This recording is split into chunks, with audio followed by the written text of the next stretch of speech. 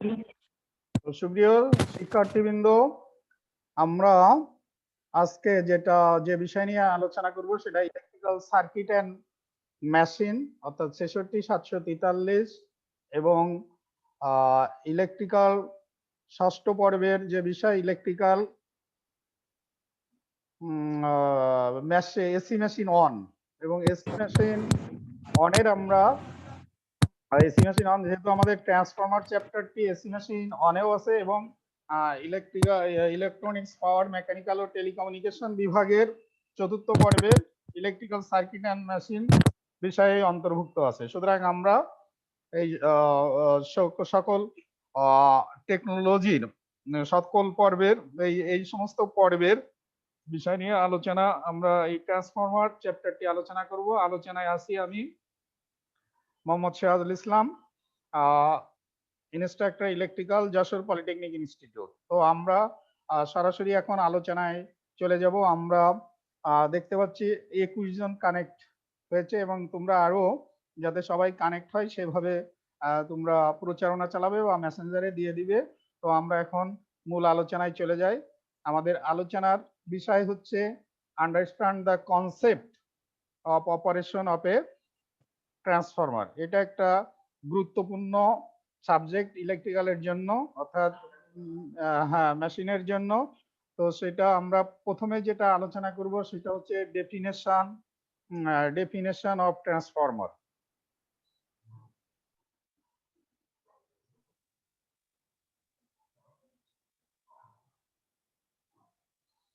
Definition of transformer অর্থাৎ আমরা transformer বলতে কি বুঝাই। তো এখানে আমি স্টার্টিং এ যে আলোচনাটাই যাব, আমি প্রথমে তোমাদেরকে ইংরেজিতে বলবো, যারা ইংরেজি টা বুঝবে তারা তো সুবিধা হবে। তারপরে আমরা আবার সেটা বাংলাতে ট্রান্সলেট করব এবং আমরা বিস্তারিত আলোচনাও করব। তো ডেফিনেশন অফ ট্রান্সফরমার বলতে এখানে যেটা বোঝায়, a transformer is essential a static electromagnetic device consisting of two or more windings which link with a common magnetic field. A transformer works in mutual induction principle, অর্থাৎ ট্রান্সফরমারটা হচ্ছে একটা স্থির চৌম্বকীয় device যার দুটি অথবা তার চেয়ে বেশি ওয়াইন্ডিং থাকে এবং যেটি ম্যাগনেটিক্যালি অর্থাৎ চৌম্বকীয়ভাবে লিঙ্ক থাকে। ইলেকট্রিক্যালি এটা লিঙ্ক থাকে না। আর এটা মিউচুয়াল ইন্ডাকশন প্রক্রিয়ায় এটি কাজ করে। তো basic theory of transformer say you have one winding which is supplied by an alternating electrical source. The alternating current through the winding produces a continually changing and alternating flux that surrounds the windings. যখন আমরা একটি winding এ supply দিব তখন কি ঘটনা ঘটবে, যে যেমন আমরা এই যে ওয়াইন্ডিং এ মনে করো ভিওন সাপ্লাই প্রদান করলাম। এই ভিওন সাপ্লাই দিলে যেটি ঘটবে সেটি হচ্ছে যে এখানে আমাদের ম্যাগনেটিক প্রকার যেহেতু কয়েলের ভিতর দিয়ে, এখানে যেহেতু কোরের ভিতরে কয়েল পেঁচানো থাকবে, এখানে একটা মিউচুয়াল ফ্লাক্সের সৃষ্টি হবে এবং এই ফ্লাক্সের সৃষ্টি হবে। এই ফ্লাক্সটি কিন্তু এই ওয়াইন্ডিংস এর মধ্যেও সীমাবদ্ধ থাকবে। আবার কিছু ফ্লাক্স কি করবে, পার্শ্ববর্তী ওয়াইন্ডিংসকে কাট করবে, পার্শ্ববর্তী ওয়াইন্ডিংসকে কাট করবে, সরি মিউট, পার্শ্ববর্তী ওয়াইন্ডিংসকে কাট করবে। পার্শ্ববর্তী ওয়াইন্ডিংসকে যখন কাট করবে তখন সেখানেও ভোল্টেজ ইনডিউস হবে। এটাকে বলা হয় মিউচুয়াল প্রক্রিয়ায় আমাদের যে ভোল্টেজ ইনডিউসড হবে। তো ট্রান্সফরমার এটা আমরা আগেও যেটি আলোচনা করেছি যে এটা এভাবেই কাজ করবে এবং এই যে প্রক্রিয়াটা ট্রান্সফরমার থিওরি আমরা আলোচনা করলাম। এখন according to Faraday's laws of electromagnetic induction there will be an EMF induced in the second winding. আমরা বলছি যে প্রাইমারিতে যখন সরবরাহ প্রদান করব তখন সেকেন্ডারিতেও ফ্যারাডেজ সূত্র অনুসারে E is equal to minus n d phi by dt, যে ফ্যারাডেজ লজ আমরা জানি যে যদি আমরা কোনো কয়েলের ভিতর দিয়ে বা কোনো ম্যাগনেটিক ফিল্ডের মধ্যে যখন ফ্লাক্স উৎপাদন হয়, সেই ফ্লাক্স যখন পরিবাহীকে কর্ষণ করে তখন সেখানে ভোল্টেজ ইনডিউসড হয় এবং এটি বিপরীতমুখী, এটি কি হয়, বিপরীতমুখী হয়, বিপরীতমুখী হয়। এই জন্য আমরা E is equal to যে ফ্যারাডের লর যে সূত্র E is equal to minus n d phi y dt. তো এটা প্রাইমারিতেও যেমন ভোল্টেজ ইনডিউসড হবে, সেকেন্ডারিতেও ভোল্টেজ ইনডিউসড হবে। এবং এই যে ভোল্টেজ ইনডিউসড হবে এটা আমরা V1 ও বলতে পারি, V2 বলতে পারি, বা E1 E2 বলতে পারি। এইটা কি কিসের উপরে নির্ভর করে? সরাসরি সমানুপাতিক ওই যে কোরের ভিতরে যে তারের পেজ অর্থাৎ ট্রান্সফরমারের যে পেজ সংখ্যা তার সাথে সরাসরি সমানুপাতিক, অর্থাৎ V1 proportional to N2, আবার V2 proportional to V1 proportional to N1 R V2 proportional to N2। তাহলে এখানে আমরা বলতে পারি V1 ভাগ N1 is equal to V2 ভাগ N2, এবং এই যে V1 ভাগ N1 V2 ভাগ N2 এটাকে আমরা বলি ট্রান্সফরমেশন রেশিও, এবং এর কারেন্ট হবে বিপরীতমুখী। কারেন্ট হবে I2 ভাগ, বিপরীত বলতে এখানে কারেন্ট হবে I2 ভাগ I1। কারেন্ট হবে কত? I2, কারেন্ট হবে I2 ভাগ I1। তো এইটা হচ্ছে আমাদের ট্রান্সফরমারের যে ডেফিনেশন এটা, এবং এটাকে আমরা বলতে পারি ট্রান্সফরমার অ্যাকশনও আমরা বলতে পারি। ট্রান্সফরমার অ্যাকশনটাও কিন্তু একই কথাই, যে আমরা যখন ট্রান্সফরমারের যদি দুটি ওয়াইন্ডিংও থাকতে পারে, একটি ওয়াইন্ডিং এরও ট্রান্সফরমার থাকতে পারে, আবার দুইয়ের অধিকও থাকতে পারে। তো যখন সাধারণত দুটি ওয়াইন্ডিং এ থাকে, প্রাইমারি ওয়াইন্ডিং আর হচ্ছে সেকেন্ডারি ওয়াইন্ডিং, বা ফার্স্ট কয়েল আর সেকেন্ড কয়েলও বলতে পারি। তো প্রাইমারি ওয়াইন্ডিং এবং সেকেন্ডারি ওয়াইন্ডিং এ আমরা যদি যাই তো আরো আমরা ভালোভাবে যেটা বুঝতে পারবো, আমরা এই চিত্রে যদি যাই, এই প্রাইমারি ওয়াইন্ডিং এ যখন আমরা সরবরাহ প্রদান করব তখন কি হবে, যে এখানে দেখো ফ্লাক্স এর সৃষ্টি হয়েছে, এবং এই ফ্লাক্স দেখো প্রাইমারি ফ্লাক্স থেকে আবার সেকেন্ডারি ওয়াইন্ডিং কেও কাট করেছে বা কর্তন করেছে, সেকেন্ডারি পরিবাহীকেও কর্তন করেছে। তো কর্তন করার ফলে প্রাইমারিতে যখন যে ভোল্টেজ ইনডিউসড হচ্ছে, তো সেটা হচ্ছে আমরা যদি V1 এবং সেকেন্ডারি ভোল্টেজটাকে যদি আমরা V2 দিয়ে প্রকাশ করি তাহলে কি হবে, V1 আর এটা এই যে উৎপাদিত যে ভোল্টেজ বা ইনডিউসড EMF যেটা বলি আমরা, এটা E1 E2 দিয়েও প্রকাশ করতে পারি। যদি আমরা E1 দিয়ে প্রকাশ করি তাহলে সেক্ষেত্রে বলবো E1 হচ্ছে N1 এর সাথে সরাসরি সমানুপাতিক। N1 হচ্ছে প্রাইমারি ওয়াইন্ডিং এর টার্ন সংখ্যা, আর N2 হচ্ছে সেকেন্ডারি ওয়াইন্ডিং এর টার্ন সংখ্যা। তাহলে E1 proportional to N1 R E2 proportional to N2, মানে সরাসরি সমানুপাতিক। টার্ন সংখ্যা যত বেশি হবে ভোল্টেজের পরিমাণ বা ইনডিউসড EMF এর পরিমাণ তত বেশি হবে। তাহলে আমরা এটাকে এভাবে যদি প্রকাশ করি যে E1 ভাগ N1 is equal to E2 ভাগ N2, E2 ভাগ N2 is equal to এটাকে বলে ট্রান্সফরমেশন রেশিও। এবং এই যে ট্রান্সফরমারের আর যে পাওয়ার স্থানান্তর, অর্থাৎ প্রাইমারি কয়েল থেকে সেকেন্ডারি কয়েলের যে পাওয়ার স্থানান্তর যেটি হবে সেটি কিন্তু পাওয়ারটা কিন্তু একই থাকবে এবং ফ্রিকোয়েন্সিও একই থাকবে। এখানে বলা হচ্ছে ফ্রিকোয়েন্সি এবং পাওয়ারের পরিবর্তন ছাড়াই ট্রান্সফর্ম যে স্ট্যাটিক ডিভাইস এক কয়েল থেকে আর এক কয়েলে কোনো ইলেকট্রিক্যাল সংযোগ ছাড়াই, অর্থাৎ ম্যাগনেটিক্যালের সংযোগের মাধ্যমেই পাওয়ার স্থানান্তর করে, তাকেই ট্রান্সফরমার বলেন। তাহলে আমি ট্রান্সফরমারের ডেফিনেশন আমি তোমাদেরকে বোঝাতে সক্ষম হয়েছি কিনা, আমি যে কোনো একজনকে বলছি, যেমন শারমিন বলো ট্রান্সফরমার কি?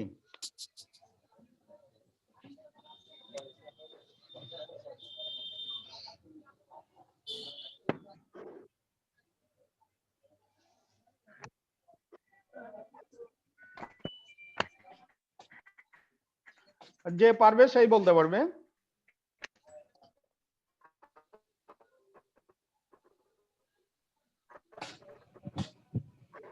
সুমাইয়া কি দ্বিতীয় পর্বের? না স্যার, চতুর্থ পর্ব। সুমাইয়া হ্যাঁ, সুমাইয়া চতুর্থ পর্বের। হ্যালো কথা বলো না কেন? শারমিন কোন পর্বের? জি স্যার, চতুর্থ স্যার, পর্বে সবাই।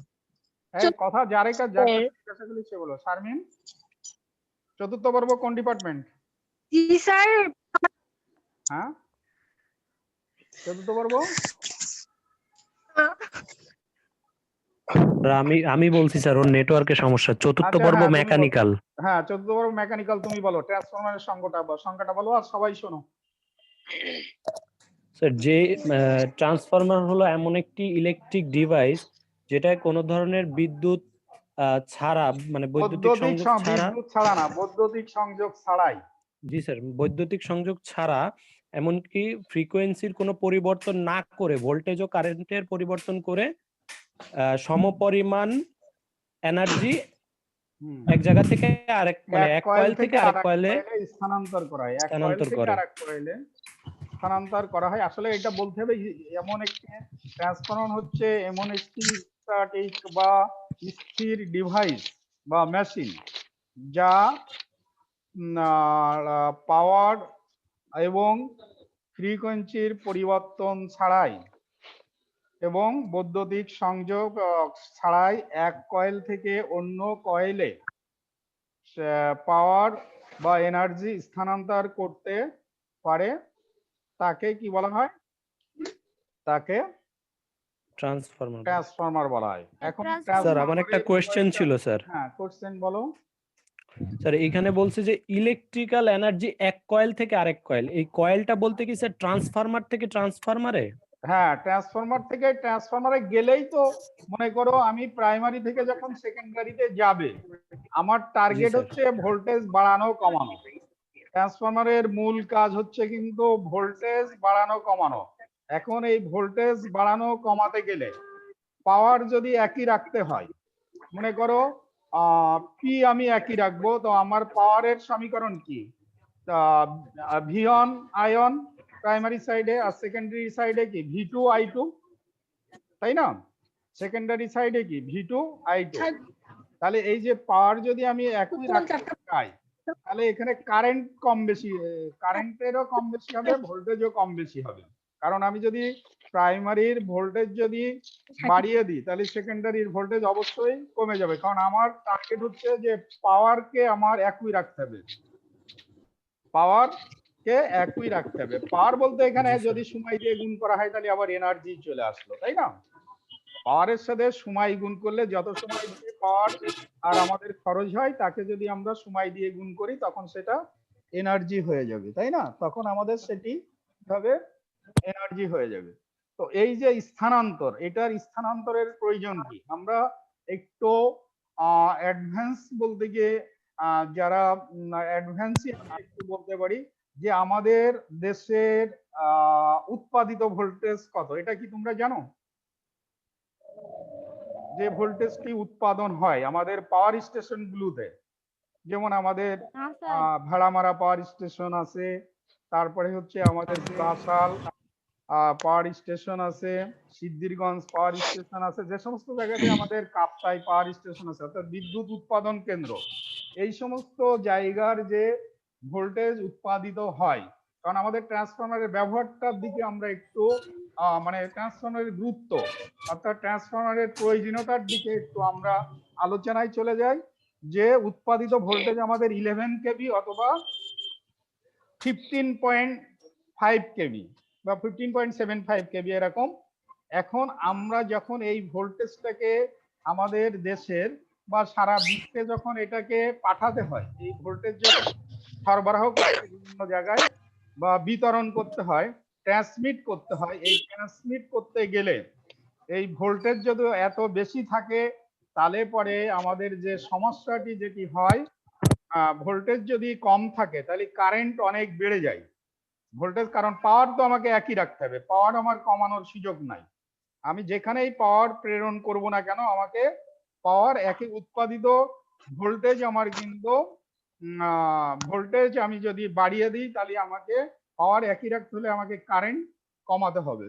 আর কারেন্ট কমালে যে সুবিধাটি হবে সেটি হচ্ছে আমার যে তারের যে সাইজ, যে আমার পরিবাহীর মাধ্যমেই তো আমার বিদ্যুৎ বিতরণ হবে, তাই না? তাহলে পরিবাহীর সাইজ তখন কমে যাবে যখন কারেন্টের পরিমাণ যখন কমে যাবে। কারণ আমি দেখো P1 V1 is equal two P2 V2, তাহলে কি V1 by V2 is equal two কি হবে? I2 ভাগ আয়ন হবে না? এবং দেখো P is equal two V1 ion, তাহলে যদি আমার পাওয়ার ঠিক রাখতে হয়, তাহলে ভোল্টেজ যদি বাড়াতে হয়, তাহলে কারেন্ট কমে যাবে। আর এই যে কারেন্ট যখন কমে যাবে তখন তারের সাইজের পরিমাণ কমে যাবে, আর তারের সাইজের পরিমাণ যখনই আমার কমে যাবে তখন যে সুবিধাটি হবে সেটি হচ্ছে যে আমার আর যে বিদ্যুৎ বিতরণ বা ট্রান্সমিশনের যে সুবিধা, বিদ্যুৎ ট্রান্সমিশনের বিতরণ এবং যে সুবিধা সেটি হচ্ছে কি যে আমার তারের সাইজটি কম হবে। তারের সাইজ যখন কম হবে তখন আমার যে সাপোর্টিং যত বিষয় আছে, যে সাপোর্ট, যেমন ক্রস আর্ম, তারপরে আমার হচ্ছে টাওয়ার, পোল, এইগুলোর কস্টিং অনেক কমে আসবে। কারণ তারের সাইজের উপরে এইগুলোর সাইজ বা এইগুলোর স্ট্রেংথ নির্ভর করবে। যার কারণে ট্রান্সফরমারের কাজটা অনেক ক্ষেত্রে ভোল্টেজ আপ করা এবং অনেক ক্ষেত্রে ভোল্টেজ ডাউন করা, অর্থাৎ ভোল্টেজ বাড়ানো আবার ভোল্টেজ কমানো। কারণ আমি ভোল্টেজ বাড়িয়ে যাব, কিন্তু ভোল্টেজ বাড়িয়ে আবার যখন কনজিউমারদের কাছে অর্থাৎ গ্রাহকদের কাছে যখন বিতরণ করব তখন কিন্তু সেটিকে আমাকে কমিয়ে দিতে হবে। তো ট্রান্সফরমারের এইখানে একটা বিশাল ব্যবহার। আরেকটি ব্যবহার দেখো, আমরা যত অ্যাডাপ্টার ব্যবহার করি, আমাদের যত এই যে এখন যে মোবাইলে আমরা চার্জার ব্যবহার করি, সেখানেও কিন্তু ট্রান্সফরমার আছে। তাহলে কি যত ইলেকট্রনিক কম্পিউটারের প্রত্যেকটা কম্পিউটারেই আমাদের পাওয়ার সাপ্লাই ইউনিট আছে, সেখানে কিন্তু ট্রান্সফরমার আছে। একটা ল্যাপটপ ব্যবহার করব, সেখানেও ট্রান্সফরমার আছে। তো ট্রান্সফরমারের হচ্ছে ব্যাপক ব্যবহার। এর কাজ কি? ভোল্টেজ বাড়ানো আর কমানো। আমাদের যখন ট্রান্সমিশন করব ভোল্টেজ, তখন আমরা ভোল্টেজকে বাড়িয়ে দিব, কিন্তু আমরা যখন কনজিউমারদের কাছে, আমরা যখন বাড়ির কাজে বা আমাদের আবাসিক কাজে যখন ট্রান্সফরমারের কাজে নিয়ে আসবো, তখন এইটাকে আমাদের ভোল্টেজটাকে আবার কমিয়ে দিতে হবে। তাহলে ভোল্টেজ বাড়ানো কমানো এই দুটি একটা গুরুত্বপূর্ণ কাজ। আরেকটি কাজ হচ্ছে ইলেকট্রিক্যালের সিপারেশন রাখা। ইলেকট্রিক্যালি সিপারেশন রাখাটাও কিন্তু ইলেকট্রিক্যালে আমাদের যদি কোনো সিপারেশন বা আলাদা রাখতে হয় কানেকশনকে, সেক্ষেত্রেও আমরা ট্রান্সফরমার ব্যবহার করি। আচ্ছা, এখানে একটা জিনিস দেখো, যখন আমরা টার্ন সংখ্যা বাড়িয়ে দিব, আমরা প্রাইমারি চেয়ে সেকেন্ডারি টার্ন সংখ্যা যখন বাড়িয়ে দিব, তখনই আমার সেকেন্ডারির ভোল্টেজ কিন্তু অটোমেটিক্যালি বেড়ে যাবে, কারণ টার্নের সাথে সরাসরি সমানুপাতিক। তো এখানে ট্রান্সফরমার অ্যাকশন বলতে আমরা যেটা বলছি যে যখন আমরা প্রাইমারিতে সরবরাহ দিব, দেওয়ার ফলে তখন এখানে যেহেতু সরবরাহ দেওয়ার সাথে সাথে এখানে কয়েল আছে, তাহলে ইলেকট্রোম্যাগনেটিক ইন্ডাকশন প্রক্রিয়ায় কি এখানে ভোল্টেজ ইনডিউসড হবে, আর এখানে ফ্লাক্সেরও সৃষ্টি হবে ম্যাগনেটিক্যালি। সেই ফ্লাক্স কি করবে? প্রাইমারি ওয়াইন্ডিং এর সাথেও কিছু সম্পৃক্ত থাকবে, এবং ফ্লাক্স আবার সেকেন্ডারি যে ওয়াইন্ডিং আছে, আমরা এখানে দুই ওয়াইন্ডিং বিশিষ্ট ট্রান্সফরমার বিবেচনা এবং ম্যাক্সিমাম ট্রান্সফরমার টু ওয়াইন্ডিং বিশিষ্ট সেকেন্ডারি কয়েলকেও কাট করবে। তখন সেকেন্ডারি ওয়াইন্ডিং ও Faraday's laws of electromagnetic induction প্রক্রিয়ায় সেখানে ভোল্টেজ ইনডিউসড হবে equal to minus n d phi by dt. এবং এই যে ভোল্টেজ ইনডিউসড হবে, এইটাকেই আমরা বলবো, এক পাশেরটাকে আমরা প্রাইমারি ওয়াইন্ডিং এর ভোল্টেজ যদি বলি V1, আর সেকেন্ডারি ওয়াইন্ডিং এর ভোল্টেজকে আমরা V2 বলবো। আবার প্রাইমারি ওয়াইন্ডিং এর ভোল্টেজকে আমরা ইএমএফ কে আমরা E1 ও বলতে পারি, আবার E2 বলতে পারি। এটা একই, ইএমএফ টাকে সাধারণত আমরা E1 E2 দিয়েই প্রকাশ করি। তো এইটা তেমন গুরুত্বপূর্ণ না। এখানে দেখো মেইন ফ্লাক্স বলা আছে, যে ফ্লাক্স গুলো হচ্ছে উভয় পক্ষকে কর্তন করেছে, আর যে ফ্লাক্স গুলো প্রাইমারিতে উৎপন্ন হয়ে সেকেন্ডারি কয়েলকে কর্তন করে নাই, তাকে আমরা বলছি লিকেজ কয়েল। আর এখানে দেখো প্রাইমারি ওয়াইন্ডিং দেখানো আছে, কোর দেখানো আছে, এই ওয়াইন্ডিং থাকবে কোরের মধ্যে। তারপরে দেখো এখানে দেখানো আছে সেকেন্ডারি ওয়াইন্ডিং। তো আমার মনে হয় ট্রান্সফরমার অ্যাকশন এবং ট্রান্সফরমারের ডেফিনেশন আমরা বুঝলাম। আর এখানে শর্তগুলো হচ্ছে যে পাওয়ার এবং ফ্রিকোয়েন্সি কিন্তু অবশ্যই অপরিবর্তিত থাকতে হবে, এবং এটা একটা স্থির ডিভাইস, এটা কোনো ঘূর্ণায়মান ডিভাইস না। এইটা হচ্ছে ট্রান্সফরমারের মূল বৈশিষ্ট্য। এখন এটা আমার কাছে এখন মনে হয় তোমাদের কাছে ক্লিয়ার হয়েছে যে ট্রান্সফরমারের যে ব্যাপক ব্যবহার বা ট্রান্সফরমারের যে গুরুত্ব, এটা ইলেকট্রিক্যাল টেকনোলজির জন্য বা ইলেকট্রিক্যাল ইঞ্জিনিয়ারিং এর জন্য একটি গুরুত্বপূর্ণ বিষয়। এই জন্য আমরা এই বিষয়টিকে অত্যন্ত গুরুত্ব সহকারে আয়ত্ত করার চেষ্টা করব। এরপরে এই মিউট করো। এরপরে আমরা যেটাই যাব সেটা হচ্ছে যে ট্রান্সফরমারের মিউট করো।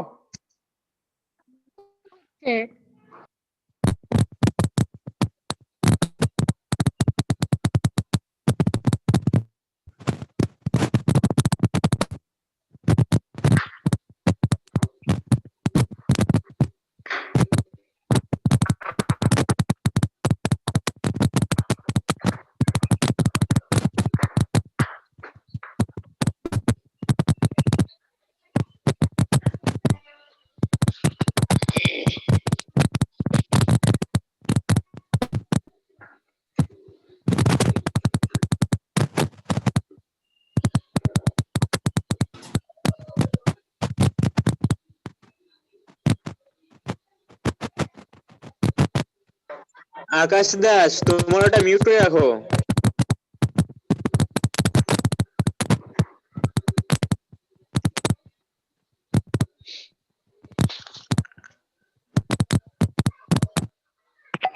আকাশ দাস, তোমার ওটা মিউট করে রাখো।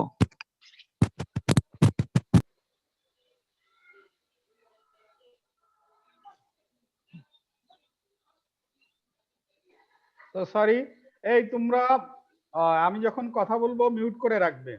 এই যে শব্দ হচ্ছে, আর একটা বিষয় হচ্ছে ক্লাসে যখন আসবে তখন সেরকম পরিবেশ থেকেই ক্লাসে আসবে। যার ক্লাসে আসার মতো এরকম পরিবেশ থাকবে না, বা বাইর থেকে, রাস্তার থেকে বা অন্য কোথাও থেকে ক্লাসে আসবে না।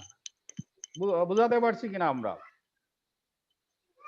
তুমি নির্দিষ্ট একটা রুম থেকে আসবে, দরজা বন্ধ করে সেখান থেকে ক্লাসে আসবে, মিউট করে আসবে, আর যখন আমি পারমিট করব তখন কথা বলবে। ঠিক আছে?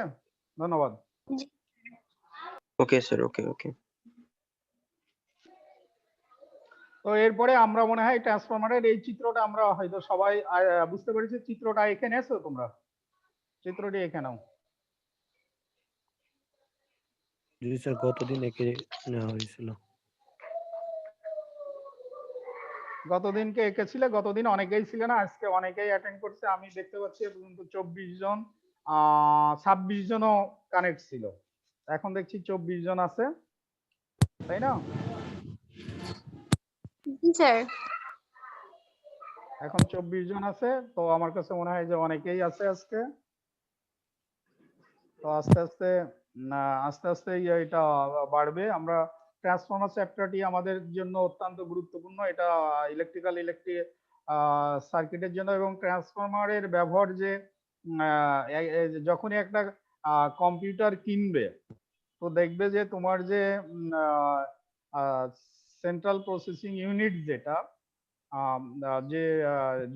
যেটা সেন্ট্রাল সিপিইউ, যেটা সেন্ট্রাল প্রসেসিং ইউনিট, বা তোমার কেজিং খুললেই দেখবে, বা যে তোমার যে পাওয়ার সাপ্লাইয়ের যে কানেক্ট করবে, ওখানেই দেখবা যে একটা পাওয়ার সাপ্লাই ইউনিট আছে, এবং পাওয়ার সাপ্লাই ইউনিটেই দেখবা ট্রান্সফরমার আছে, প্রথমেই ট্রান্সফরমার।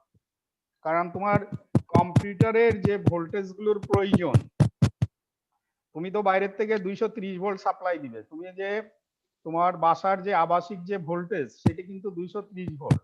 কিন্তু কম্পিউটারের যে বিভিন্ন মাদারবোর্ড বা তোমার আর যেগুলোই ডিভাইস আছে সবগুলোতেই হার্ড ডিস্ক ড্রাইভ বা তোমার যে প্রসেসর, যেখানে যে সাপ্লাই দিবে সেটা কিন্তু +-5 ভোল্ট, +-12 ভোল্ট, এর বেশি না। সেটা আবার কিছু আছে এসি, কিছু আছে ডিসি। এই জন্য পাওয়ার সাপ্লাই ইউনিটের মাধ্যমে আবার ডিসিতে রূপান্তরিত করা, এবং সেখানেও ট্রান্সফরমার আছে। যত ধরনের ভোল্টেজ ডাউন করে, যেমন তোমার একটা মোবাইল চার্জার, সেখানে অবশ্যই ট্রান্সফরমার আছে, নতুবা তোমার মোবাইল চার্জার তো আর এই যে 230 ভোল্ট অ্যাকসেপ্ট করতে পারবে না। সব জায়গাতেই আমরা ট্রান্সফরমারের ব্যবহার দেখি, যার কারণে আমরা ট্রান্সফরমারটাকে বিশেষভাবে বিবেচনা করব। এই সাউন্ড করছে কে?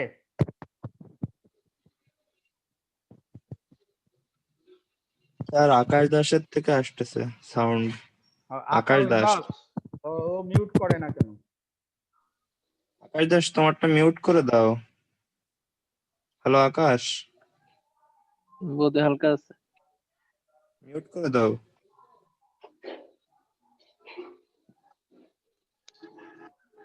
তো তো আমার মনে হয় আমরা ট্রান্সফরমারের ডেফিনেশন এবং ট্রান্সফরমার অ্যাকশন যেটা বা ট্রান্সফরমার অ্যাকশন সেটা আমরা বুঝলাম।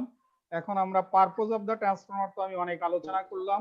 The purpose of the transformer core is to provide low reluctance path through which the maximum amount of flux produced by the primary winding is passed through and linked with the secondary winding. The current that initially passes through the transformer when it is switched on is known as the transformer inrush. এখন আমরা যেটুকুই আলোচনা করলাম এটার থেকে আমরা যেটা যাব সেটা হচ্ছে আমাদের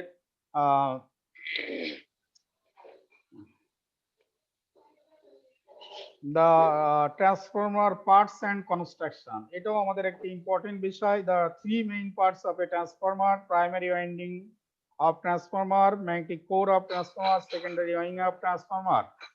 এই যে তিনটা মেইন পার্টস, এরপরে আমাদের অনেক পার্টস এই ট্রান্সফরমারে আছে, সেগুলো নিয়ে আমরা বিস্তারিত আলোচনা করব। তো মেইন পার্টস আমরা বললাম, primary winding of transformer which produces a magnetic flux when it is connected to electrical source.